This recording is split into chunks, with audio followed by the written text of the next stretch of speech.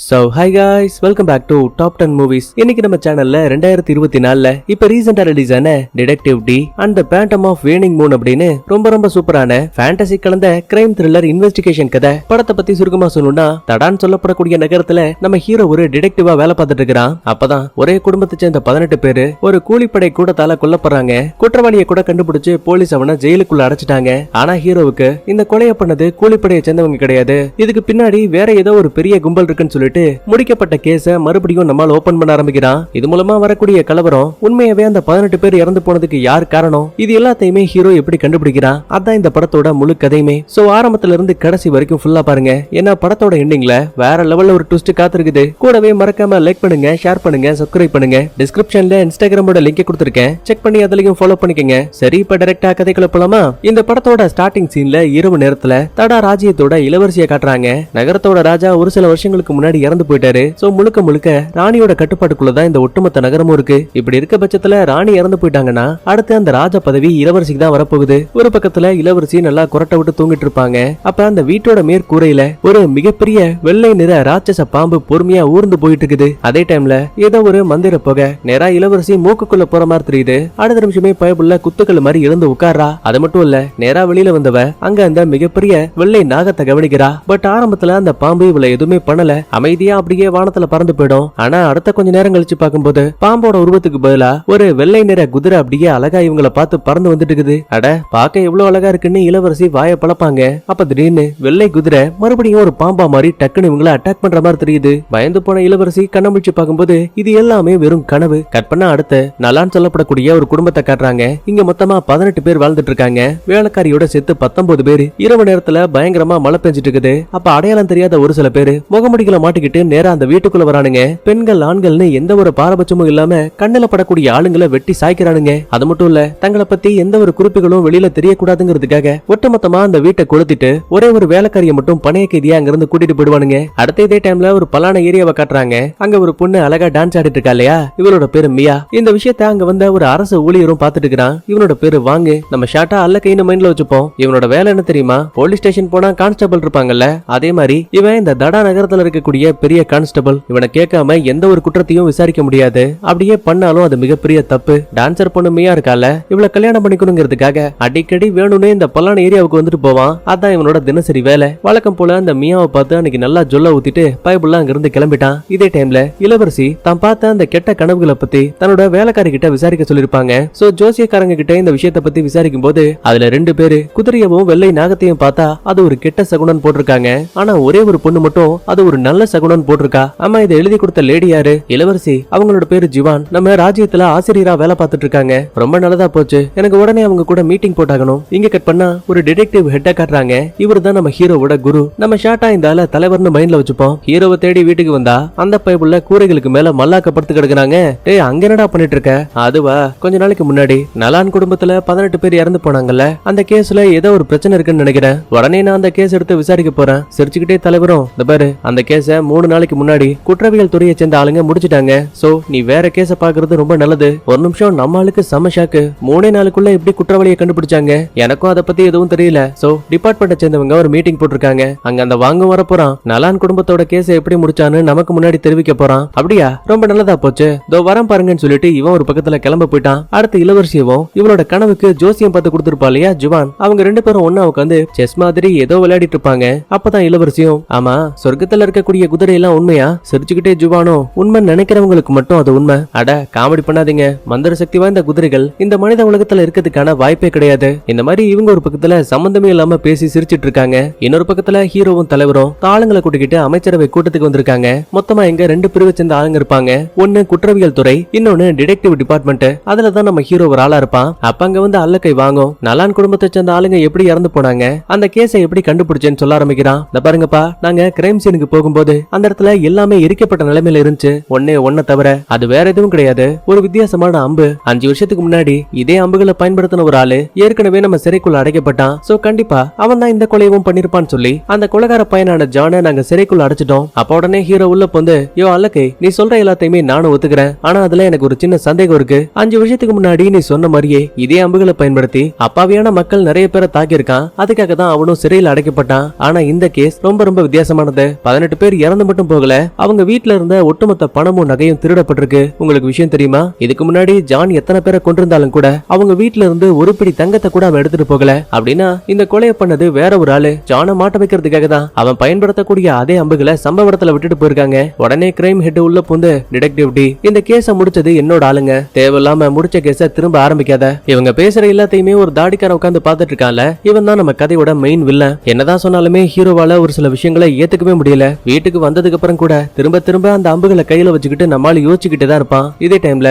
இவங்க டீம்ல மொத்தமா 4 பேர் இருப்பாங்க. ஒருத்தன் பேரு தாவோ, இன்னொருத்தன் பேரு கேடி பையன், மூணாவதா இருக்கக்கூடியது ரோசா, கடைசியா நம்ம ஹீரோ. அப்பதான் தாவோ கேடி பையனை பார்த்து, டான்சர் பொண்ண நான் எவ்வளவு மனசார காதலிக்கிறேன், ஆனா அவ அந்த ஃப்ராடு பையன் வாங்கிருக்கால, அவனை கல்யாணம் பண்ணிக்க போறாளாம். அடச்சா, எனக்கு மனசே ரொம்ப கஷ்டமா போயிடுச்சுடா. இப்ப இவங்க பேசிட்டு இருக்க விஷயம் ஹீரோவுக்கு கேக்குது. சோ தாவோ உள்ள கூப்பிட்டு, ஏண்டா கிடைச்ச நியூஸ் உண்மையா? அந்த டான்சர் பொண்ணு மியா வாங்கியா கல்யாணம் பண்ணிக்க போறா? ஆமா தலைவரே, எனக்கு ரொம்ப கஷ்டமா போயிடுச்சு. அட, இது கேஸ பத்தி விசாரிக்கிறதுக்கு நமக்கு கிடைச்ச ஒரு நல்ல வாய்ப்பு, எப்பவுமே அதை வீணாக்க கூடாது. வாங்க முதல்ல வாங்க கிட்ட ஐஸ் வச்சுட்டு வரலாம்னு சொல்லிட்டு நேரா அந்த டான்சர் கிளப்புக்கு வராங்க. வழக்கம் போல மியாவும் டான்ஸ் ஆடிட்டு இருக்கா. அப்ப அங்க வந்த வாங்க ஒண்ணுமே தெரியாத மாதிரி ஹீரோ கிட்ட நல்லபடியா நலம் விசாரிக்கிறான். அப்புறம் என்னையா கல்யாணம் எல்லாம் ஆக போகுது, வாழ்க்கை இனிமே ஜெகஜோதியா இருக்க போகுதுல்ல? டிடெக்டிவ் டி, சுத்தி வளைக்காம நேரா விஷயத்துக்கு வரேன். சம்பந்தமே இல்லாம இந்த டைம்ல என்ன இங்க பாக்க வந்திருக்கீங்கன்னா கண்டிப்பா அது நலான் குடும்பத்துல இறந்து போன 18 பேரை பத்தி நீங்க விசாரிக்க ஆரம்பிக்கிறீங்க அதானே? பரவாயில்லையே, ரொம்ப சரியா சொல்லிட்ட. உங்களுக்கு பிரச்சனை இல்லைன்னா என் கூட வாங்கன்னு சொல்லிட்டு குற்றவாளி என்ன ஜான் இருக்கான்ல, அதாங்க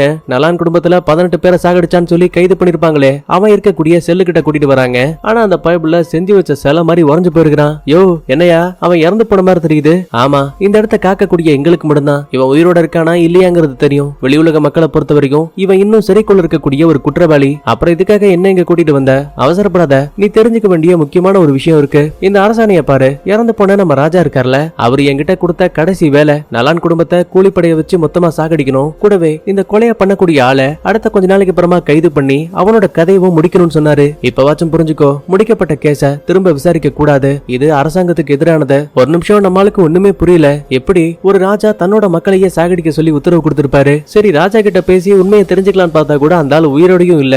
என்ன பண்ண போறோம்னு தெரியாம அமைதியா அந்த இடத்தை விட்டு வெளியில வந்துருவான். பட் இருந்தாலும் இதுக்கு பின்னாடி இருக்க உண்மைகளை தெரிஞ்சுக்கிறதுக்கு ஹீரோக்குள்ள இருக்க ஆர்வம் ரொம்ப அதிகமா இருக்கு. சோ காலையில விடிஞ்சதுமே தீயில மாட்டி எரிஞ்சு போன நலான் குடும்பத்தோட வீடு இருக்குல்ல, அந்த இடத்துக்கு வந்திருக்கான். தடயங்கள் ஏதாவது இருக்கான்னு ஆளுக்கு ஒரு பக்கத்துல தனியா பிரிஞ்சு தேட ஆரம்பிக்கிறாங்க. அப்பதான் ஒரு பலகையோட ஒரு பக்கத்துல வால் குத்தி இன்னொரு பக்கத்துல அது வெளியில வந்திருக்க விஷயத்த கவனிக்கிறான். இவ்வளவு சக்தி வாய்ந்த வாளா இருக்குன்னா கண்டிப்பா அது அரச பதவியில இருக்க யாராவது ஒருத்தர் பயன்படுத்தி இருக்கிறதுக்கான வாய்ப்பு இருக்கு. இதே டைம்ல ரோஜா ஒரு எரிக்கப்பட்ட சின்ன பேப்பரை கவனிக்கிறா. அதுல அறகுறையா மந்திர குதிரை அப்படின்னு ஒரு சில வார்த்தைகள் மட்டுமே எழுதப்பட்டிருக்கு. அடுத்து தாவோ வெளியில இருந்து ஒரு சின்ன பதக்கத்தை கொண்டு வரான். செக் பண்ணி பார்க்கும்போது இது குதிரையோட சீட்ல வைக்கக்கூடிய ஒரு விதமான கைப்பிடி. இந்த பாரு, நீங்க 3 பேரும் தனியா பிரிஞ்சு நலான் குடும்பத்துக்கு யாராவது எதிரிகள் இருக்காங்களா, இறந்து போனவங்க உடம்பு எந்த இடத்துல புதைக்கப்பட்டுச்சு, இது எல்லாத்துக்குமான தகவலை கேட்டு வாங்கிட்டு வாங்க. அடுத்த கொஞ்ச நேரத்துக்கு அப்புறமா திரும்ப எல்லாருமே ஒண்ணு சேர்ந்துட்டாங்க.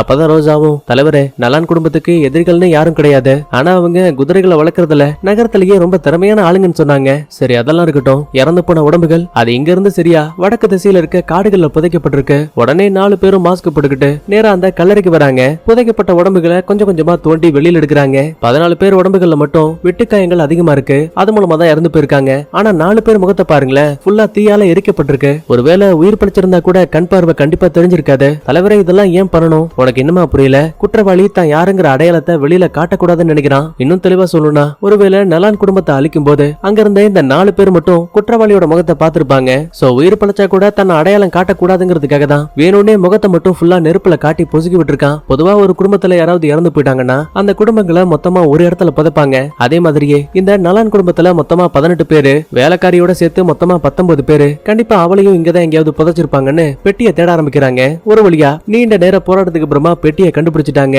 அவசர அவசரமா அதை திறந்து பார்க்கும்போது பெட்டிக்குள்ள எந்த ஒரு உடம்பும் இல்ல. நான் நினைச்சது சரியா போயிடுச்சு. இறந்து போனது நலான் குடும்பத்தை சேர்ந்த ஆளுங்க மட்டும்தான். வேலைக்காரிய மட்டும் வேணும்னே அந்த கொள்ளைக்காரங்க ஏதோ ஒரு காரணத்தால கடத்திட்டு போயிருக்காங்க. ஆனா இது வெளி உலகத்துக்கு தெரிய கூடாதுங்கிறதுக்காக மக்களோட பார்வையில அவளும் இறந்து போயிட்டான்னு சொல்லி ஒரு கதை விட்டுருக்கானுங்க. இதுக்கு நம்ம அரசாங்கத்தை சேர்ந்த ஆளுங்களும் உடந்த. இந்த மாதிரி இவங்க பேசிட்டு இருக்க இதே டைம்ல அந்த வாங்க பையன் வில்லனை பார்த்து, டேய் நினைச்சதை விட நிலைமை ரொம்ப மோசமாயிட்டு இருக்கு. அந்த ஹீரோ சும்மா இல்லாம தாளுங்களை வச்சு கல்லறைக்குள்ள என்ன இருக்குன்னு தேட ஆரம்பிச்சுட்டான். ஒருவேளை நடந்த எல்லாத்துக்கும் நம்ம தான் காரணம் தெரிய வந்துச்சு. அவ்வளவுதான். அட, எதுக்கு இப்ப எவ்வளவு பயப்படுற? நீ ஒரு போலீஸ்காரன் தானே, உடனே அவனை போய் கைது பண்ணி விசாரி. அரசாணை இல்லாம ஒரு இடத்த விசாரிக்கிறது, ஒரு ஆள் கிட்ட கேள்வி கேட்கறதுன்னு எல்லாமே தப்புதான். வாங்கும் இதான் சாக்குன்னு சொல்லிட்டு சோல்ஜர்ஸை கூட்டிக்கிட்டு நேரா கல்லறைக்கு வருவான். இத பார்த்து பயந்து போன ஹீரோவும் ஃப்ரெண்ட்ஸும் அவசர அவசரமா தப்பிக்கலான்னு பாப்பாங்க. ஆனா கத்தி முனையில மொத்தமா எல்லாரையுமே லாக் பண்ணிட்டான். ஏய் ஹீரோ, இங்க என்னையா பண்ணிட்டு இருக்க? நிலைமைய சமாளிக்கிறதுக்காக நாங்க நலான் குடும்பத்தோட கேஸ விசாரிக்க வந்தோம். அப்படியா? உங்ககிட்ட அரசாணை இருக்கா? என்னப்பா முழிக்கிற?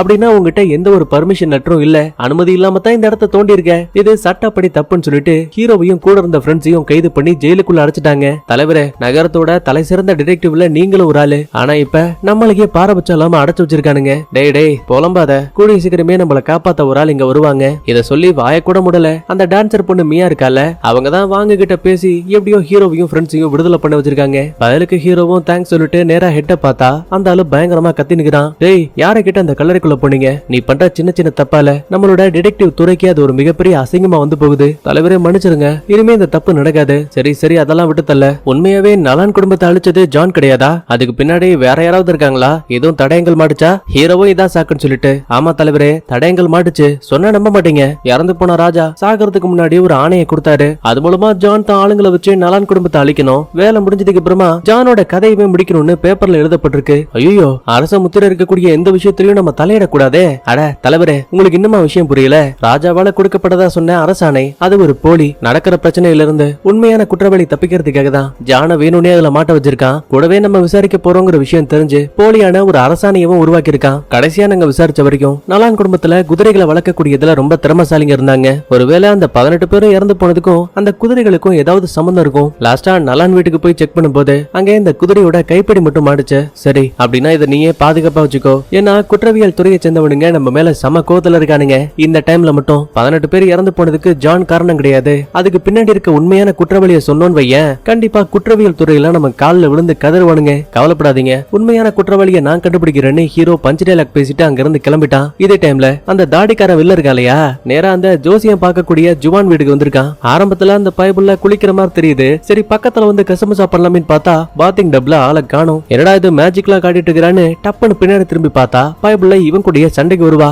சும்மா சொல்லக்கூடாது, வில்லனுக்கு இணையா அந்த ஜுவான் ரொம்ப அசால்ட்டா சண்டை போட்டுட்டு இருப்பா. ஒரு கிட்டத்துல நாட்டாம மாதிரி எட்டி கிட்டி நெஞ்சிலேயே ஒரு வத. ஏண்டா உங்ககிட்ட நான் என்ன சொன்னேன்? நலான் குடும்பத்துல இருக்க ஒரே ஒரு ஆளை மட்டும் பணைய கைதியா கொண்டு வான்னு. ஆனா நீ குடும்பத்தை சேர்ந்த 18 பேரை கொன்னுட்ட. அந்த தப்ப மறைக்கிறதுக்காக இறந்து போன ராஜா கொடுத்த மாதிரியே ஒரு போலியான அரசாணியை உருவாக்கணும். ஆனா அப்பவுமே ஹீரோவுக்கு சந்தேகம் அதிகமாகி நலான் குடும்பத்தை சேர்ந்த ஆளுங்க புதைக்கப்பட்ட கல்லறையை செக் பண்ணிருக்கான். அங்க வேலைக்காரியோட உடம்பு இல்லங்கிற விஷயம் அவனுக்கு ரொம்ப தெளிவா தெரிஞ்சு போச்சு. அடுத்து அவனோட குறியில ஒண்ணு நீ இருப்ப, இல்லன்னா நான் இருப்பேன். அட எதுக்காக செல்லம் கவலைப்படுற? சரியான நேரம் வரும்போது ஹீரோவையும் அவன் டீமையும் மொத்தமா நானே முடிக்கிறேன். இதே டைம்ல ஹீரோ அந்த குதிரையோட கைப்படி இருக்குல்ல, அதே மாதிரியே ஒண்ணு மறுபடியும் எப்ப யாருக்கு அனுப்பப்பட்டுச்சுன்னு செக் பண்ண ஆரம்பிக்கிறான். இங்கதான் நம்மளுக்கு ஒரு மிகப்பெரிய ஷாக்கு. இவங்களோட போலீஸ் டிபார்ட்மெண்ட்ல இருந்துதான் கொஞ்ச நாளைக்கு முன்னாடி குற்றவியல் துறைக்கு ஹீரோ கையில இருக்க அதே மாதிரியான குதிரை கைப்பிடிகள் அனுப்பப்பட்டிருக்கு. ஆனா அது உண்மையா பொய்யான்னு தெரியல. சோ குற்றவியல் துறையை சேர்ந்தவங்க இவங்க விசாரிக்கிற கேஸ் சம்பந்தப்பட்ட ஃபைல்ஸையும் என்ன பொருள் வாங்குறாங்க, என்ன பொருளை விக்கிறாங்கன்னு எல்லா தகவலுமே ஒரு சின்ன ஆவணங்களா ஒரு தனி ரூம்ல பாதுகாப்பா வச்சிருப்பாங்க.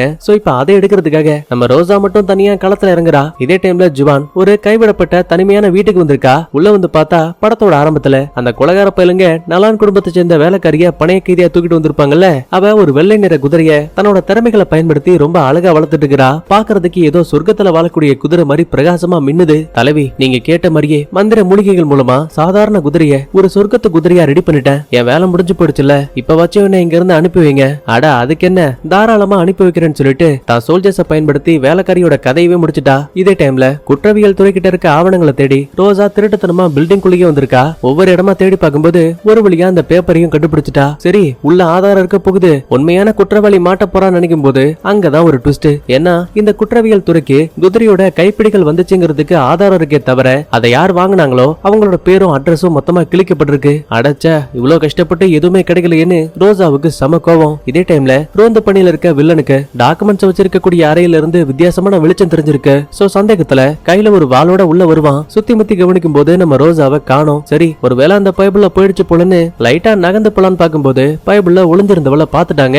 அதுக்கப்புறம் என்ன, 2 பேருக்கு இடையில பயங்கரமான சண்டை. சும்மா சொல்லக்கூடாது, என்னதான் இவ ஒரு பொண்ணா இருந்தாலும் கூட ஒரு ஆணுக்கு நிகரா ரொம்ப தைரியமா சண்டை போடுவா. ஒரு கட்டத்துக்கு மேல இங்க இருந்தா கண்டிப்பா மாட்டிப்போன்னு சொல்லிட்டு அவசர அவசரமா கூரைகளுக்கு மேல ஏறி ஓடி போயிடுவா. ஆனா வில்ல விடாம ஆளுங்களோட துரத்தி வந்துகிட்டே இருப்பான். குறிப்பிட்ட நேரத்துக்கு அப்புறமா ரோசாவை காணோம். வழியில ஒரே ஒரு சின்ன வண்டி மட்டும் தான் இருக்குது. அத ஒரு 4 வேலைக்காரங்க தூக்கிட்டு போயிட்டு இருக்காங்க. சந்தேகத்துல வில்ல வண்டியை ஸ்டாப் பண்ணி, டேய் உள்ள யார் இருக்கா, நான் உடனே அதை பாக்கணும்னு சொல்லிட்டு திரைய விளக்குவான். ஆனா அதுக்குள்ளேயே ஒரு கை வில்லனோட கையை பிடிக்குது. யாருன்னு பார்த்தா நம்ம ஹீரோ. யோ வில்ல, இந்த டைம்ல எங்கேயா வாக்கிங் போற, வா வா, 2 பேரும் ஒன்னா சேர்ந்து சரக்கு போடலாம். ஏற்கனவே வில்லனுக்கு ஹீரோவை சுத்தமா பிடிக்காது, இப்ப வலுக்கட்டாயமா இவனே வண்டிக்குள்ள ஏறுன்னு வற்புறுத்துறாளையா. சோ கண்டிப்பா வண்டிக்குள்ள யாரும் இருக்க மாட்டாங்க.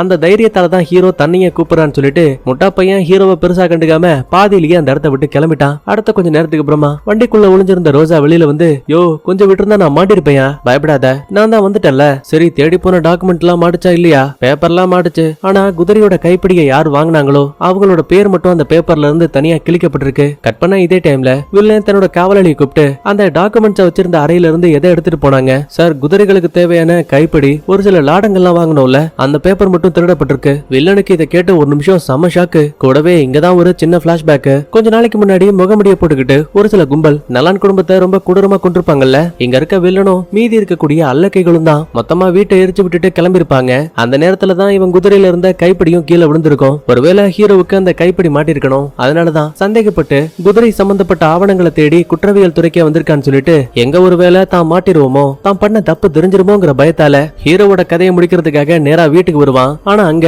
நம்ம ஆளு சுட சுட சூப்பு சாப்பிட்டுட்டு இருக்கிறான். அட என்னப்பா இவ்வளவு லேட்டா வந்துட்டீங்க, பாருங்க உங்களுக்காக வாங்கி வச்ச சாப்பாடுலாம் ஆறி போயிட்டு இருக்குது. வில்லனுக்கு சம கோவம். ஏண்டா சூப்பா குடுக்குற சூப்பு இன்னைக்கு வைக்கிறேன்டா அவனுக்கு ஆப்புன்னு சொல்லிட்டு அட் டைம்ல 5 பேரும் அட்டாக் பண்ணலான்னு வருவாங்க. ஆனா ஒளிஞ்சிருந்த ஹீரோயின், கேடி பையன், அப்புறம் நம்ம தாவோ, இவங்க எல்லாரும் உள்ள பூந்து அடி நடிக்கிறானுங்க. வில்லனுக்கும் அல்ல கைக்கும் மண்டையெல்லாம் கலங்குது. அதோட விட்டா பரவாயில்ல, தாவோ எதிரிகள் இங்க வரப்போறாங்கிற விஷயம் தெரிஞ்சு ஏற்கனவே ஒரு சில காவலாளிகளை செட் பண்ணிருப்பான். சோ இப்ப அந்த பைபிளுங்க 5 பேரையும் சுத்து போட்டானுங்க. ரைட்ரா, இதுக்கு மேல இங்க இருந்தா மாட்டிப்போன்னு சொல்லிட்டு வில்லன் ஆளுங்களை கூட்டிக்கிட்டு எஸ்கேப் ஆவான். ஆனா அதே டைம்ல நடந்த கலவரத்துல வில்லன் இடுப்புல இருந்த ஒரு சின்ன லாக்கெட் மட்டும் கீழே விழுந்துரும். உடனே அதை எடுத்து செக் பண்ணி பார்க்கும்போது குற்றவியல் துறையை சேர்ந்த வில்லனோடதுங்கிறது தெளிவா தெரிஞ்சு போச்சு. தலைவரே, இவ்வளவு நாளா ஆதாரம் இல்லன்னு கேட்டீங்களே, ஒரு வழியா இப்ப அது நமக்கு கிடைச்சாச்சு, வாங்க உடனே அந்த வில்லனை கைது பண்ணலாம், புடிச்சு விசாரிக்கலாம்னு சொல்லிட்டு இங்க இருந்து அவசரமா குற்றவியல் துறைக்கு வராங்க.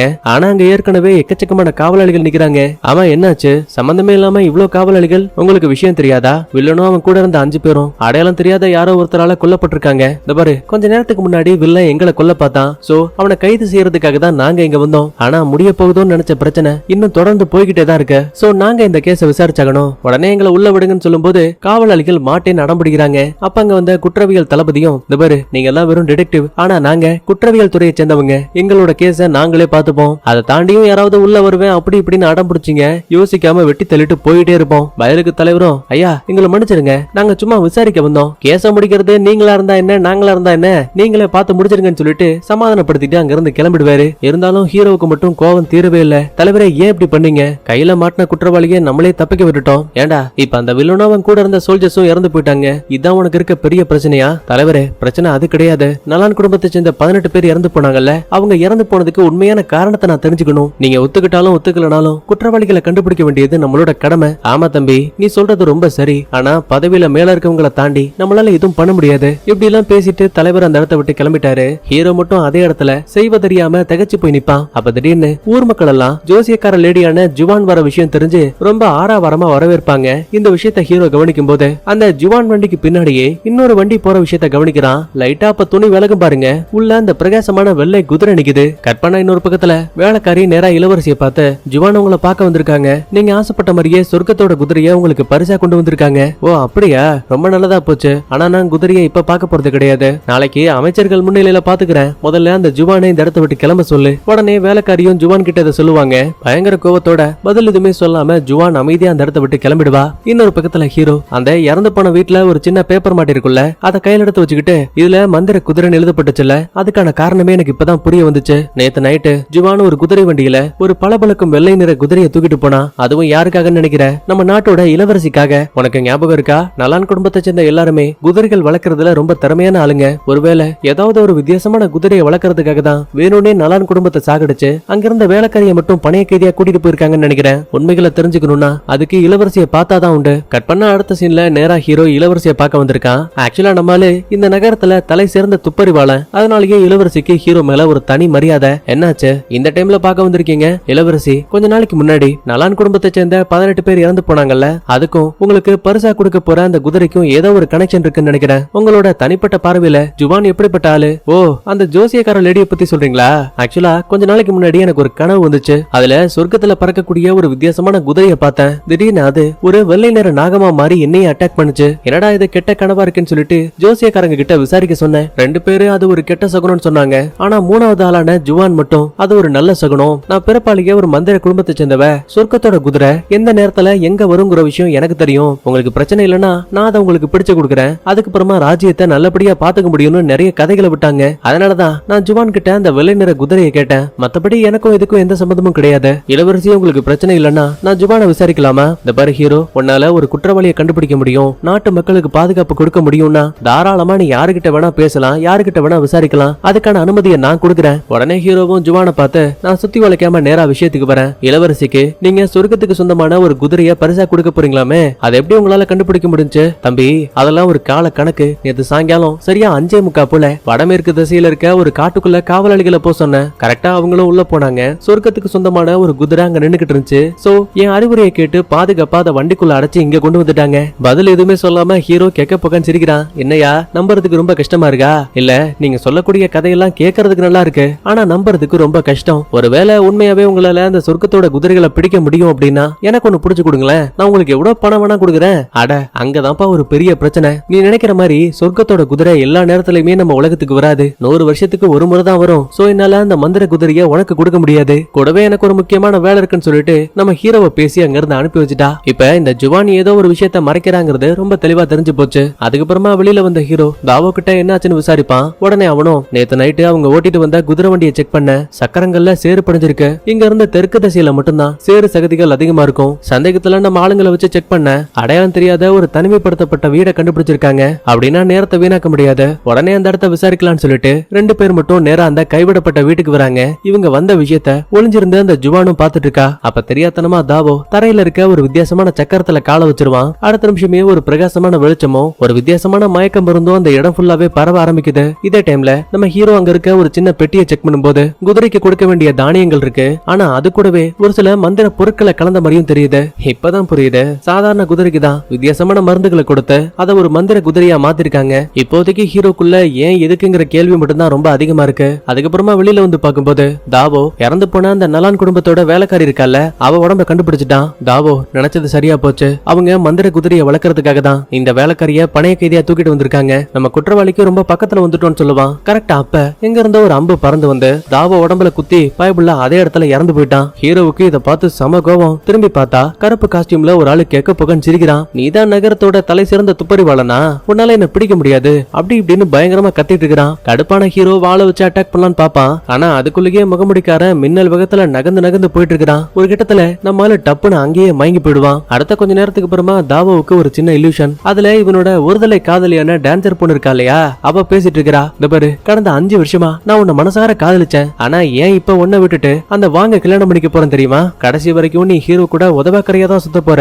அவரை மாதிரி நீ ஒரு சிறந்த துப்பறிவாளனா எப்ப மாறுவ? எனக்கு தெரியும், கண்டிப்பா உன்னால அதெல்லாம் முடியாதுல்ல. அதனாலதான் எனக்கு தேவையான பணமும் காசும் அந்த வாங்கிட்ட நிறைய இருக்கு. சோ அவனை நான் கல்யாணம் பண்ணிக்கிட்டு நிம்மதியா வாழ போறேன் அப்படி இப்படின்னு மனசு ரொம்ப கஷ்டப்படுற மாதிரி பேசிட்டு அந்த பைபிள்ல நேரா வீட்டுக்குள்ள போயிடுவா. உடனே தாவோவும் ஓடி வந்து அந்த கதவை திறக்கிற மாதிரி இருக்கு. ஆனா இந்த பக்கம் வந்ததுக்கு அப்புறம் தான் தெரியுது கதவை திறந்தது தாவோ கிடையாது, நம்ம கேடு பையனும் ரோஜாவும் தான் அந்த கைவிடப்பட்ட வீட்டுக்கு வந்திருக்காங்க. கதவையும் திறந்திருக்காங்க. உள்ள வேற பயங்கரமா தீப்பிடிச்சிட்டு இருக்கு. ஹீரோவுக்கும் தாவோவுக்கும் என்னாச்சுன்னு பார்த்தா 2 பேருமே மயக்கத்துல இருக்கானுங்க. உடனே அவங்களை காப்பாத்தி வெளியில தூக்கிட்டு வந்துட்டாங்க. மயக்கத்தை விட்டு கண்ண முடிச்சதுக்கு அப்புறம் தான் ஹீரோவுக்கும் தாவோவுக்கும் இங்க நடந்த எதுவுமே உண்மை கிடையாது. தெரியாதனமா மந்திர சக்கரத்துல தாவோ கால் வச்சதால எக்கச்சக்கமான இல்லூஷன் வந்திருக்கு. அதுல ஏமாந்து போய் தான் நம்ம ஆளுங்க வீட்டுக்குள்ள வந்து மயங்கி போயிருக்கானுங்க. இன்னும் தெளிவா சொல்லணும்னா தாவோவை ஒருத்தன் அம்புகளை வச்சு தாக்கிருப்பான்ல, அது கூட இல்லூஷன் தான். ஆக்சுவலா பிரச்சனை இது மட்டும் கிடையாது. கேடு பையன் உள்ள பூந்து தலைவரே ஒரு சின்ன தப்பு நடந்து போச்சு, அந்த வாங்கும் டான்சர் பொண்ணு மியாவும் பெரிய மலையில இருந்து கீழே குதிச்சு இறந்து போயிட்டாங்க. காரணமே இல்லாம 2 பேரும் சாகிறதுக்கு வாய்ப்பே கிடையாது. சோ கண்டிப்பா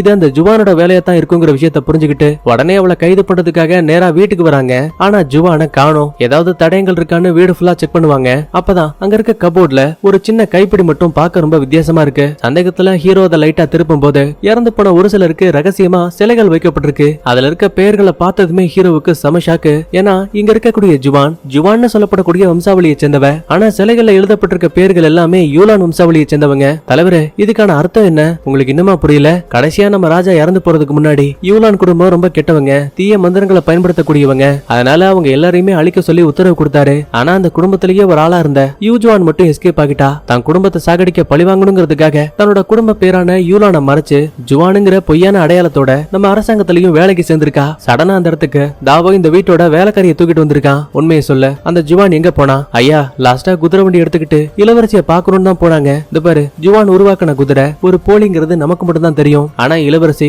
அது ஒரு சொர்க்கத்தோட குதிரையா நினைச்சு அதை வாங்க பாப்பாங்க. இதை தனக்கு சாதகமாக்கிட்டு தன் குடும்பத்தோட இழப்புக்கு பழி வாங்கறதுக்காக தான் இன்னைக்கு இளவரசி கிட்ட குதிரையை கொடுக்க போற சாக்குல ஜுவான் இளவரசியோட கதையவே முடிக்க போறா. எப்படியாச்சும் அவங்கள காப்பாத்தணும்னு சொல்லிட்டு அவசர அவசரமா ஹீரோ தான் சோல்ஜர்ஸ் கூட்டிக்கிட்டு இங்க இருந்து கிளம்புறான். இதே டைம்ல அந்த ஜுவான் குதிரை எடுத்துக்கிட்டு நேரா இளவரசி கிட்ட வந்திருக்கா. வந்த வேலை முடிஞ்சு போச்சுல்ல, குதிரையை கொடுத்துட்டு இங்க இருந்து கிளம்பு. ராணி கிட்ட நானே இதை ஒப்படைச்சுக்கிறேன். அட என்ன இளவரசி, உங்களுக்காக சொர்க்கத்துல இருந்து குதிரையவே கொண்டு வந்திருக்கேன். கொஞ்சம் பக்கத்துல வந்து தொட்டு தான் பாருங்களேன்னு கொஞ்சம் கொஞ்சமா இளவரசிக்கு பக்கத்துல வருவா. சோல்ஜர்ஸ் எல்லாம் சும்மா இருப்பாங்களா? ஆயுதங்களை காட்டி தடுக்கும் போது ஜுவானால கோவத்தை கண்ட்ரோல் பண்ணவே முடியல. இந்த வாய்ப்பை விட்டா கண்டிப்பா இளவரசியை கொல்லவே முடியாதுன்னு புரிஞ்சுக்கிட்டு வர்ற சோல்ஜர்ஸ் எல்லாம் பாரபட்சமே இல்லாம அடிச்சு பறக்க விட்டுட்டு இருக்கா. நல்ல வேலையா அப்ப அந்த இடத்துக்கு ஹீரோவும் சோல்ஜர்ஸும் விட்டாங்க.